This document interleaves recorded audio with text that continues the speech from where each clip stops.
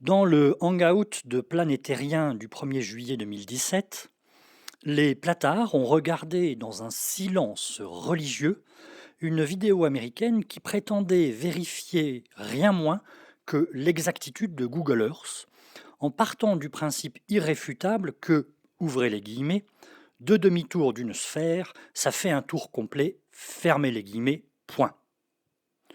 La beauté de l'expérience a tiré des larmes de jeunes premiers à Valdemar Valdec-Blues, le pape autoproclamé de l'empirisme platard.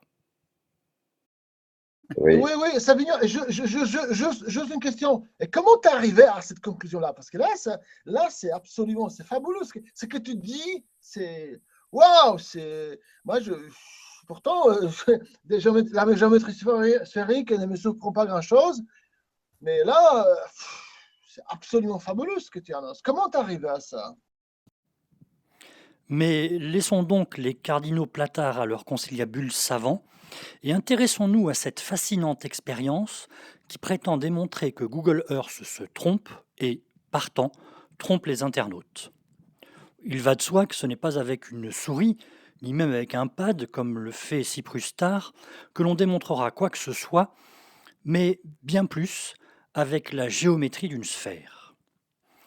Depuis longtemps, les navigateurs et les astronomes, gens sérieux et pragmatiques qui ne souhaitent qu'une chose, arriver à bon port pour les uns et les aider pour les autres, ont divisé la sphère terrestre en méridiens et parallèles, marquant les latitudes et les longitudes. Depuis la conférence internationale de Washington en 1884, les navigateurs, les astronomes, les conducteurs de chemin de fer et les télégraphistes, gens sérieux et pragmatiques, s'accordent pour fixer l'origine des latitudes et des longitudes à la rencontre de l'équateur et du méridien de Greenwich. Tout le monde était d'accord sur ce principe, à l'exception des Français, pour des raisons typiquement françaises, comme le racontent Peter Gallison et Jan Bartky dans leurs livres respectifs, L'Empire du Temps et Selling the True Time.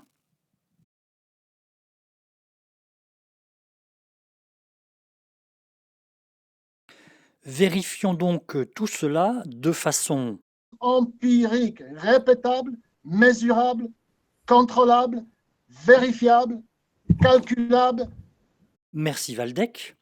Vérifions donc que le principe fondamental selon lequel, ouvrez les guillemets, deux demi-tours d'une sphère, ça fait un tour complet, fermez les guillemets, se vérifie sur Google Earth.